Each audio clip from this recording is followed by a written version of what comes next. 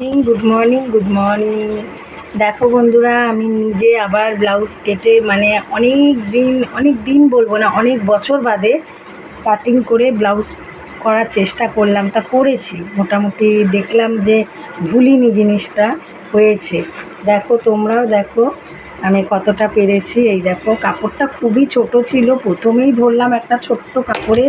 আমি তো মানে মাথা খারাপ হয়ে গেছে যে এত বছর বাদে করছি, কী করে কাপড় জোড়াবো, কী জোড়াবো সব ভুলে যাইনি তো। আবার দেখলাম না, মোটামুটি মাথায় আছে। দেখো, আমি ব্লাউজটা মোটামুটি কমপ্লিট করে নিয়েছি। এই হলো হাতার পোরশন। হাতায় কাপড় খুব ছোট ছিল, কিন্তু আমার এই কাজটা এত ভালো লেগেছে, ওই জন্য আমি দুটো হাতাতেই মানে দেওয়ার চেষ্টা করেছি। প্রচণ্ড কাপড় ছোট, প্রচুর আমার কাপড় জড়াতে। এই হলো আর একটা হাতার পোরশন, আর এই হলো তোমার পিঠটা হলো এই যে তোমার পিঠটা পুরোটা পেয়েছে।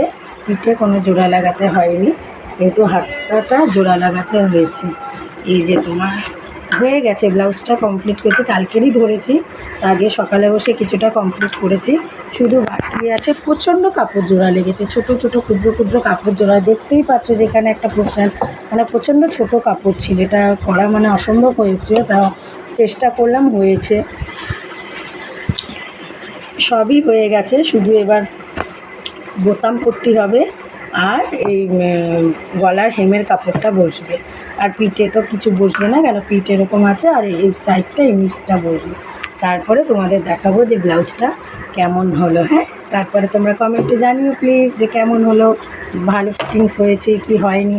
এই দেখো, আর একটা কেটেছি, এটা আমার বেনারসি শাড়ির ব্লাউজ, এটাও আমি করব, এটাও করে তোমাদের দেখাবো, ঠিক আছে। আজকে 2 বছর মানে বাদে বসলাম। সেলাই টুকিটাকি করি, কিন্তু ব্লাউজটা আমার করাই হয়ে ওঠে না, কেন শাড়িও নিই না, আর পুজোতে শাড়ি নেওয়া হয় না, চুড়িদারই নিই।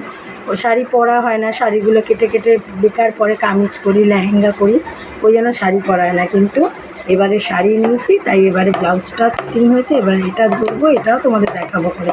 আগে এটা একটা করলাম, মানে প্লেন কাপড়ের ওপর আগে হাতটা দেখলাম যে ঠিক আছে কিনা, পারছি কিনা, সেটা আগে দেখে নিলাম। Tata, bye bye.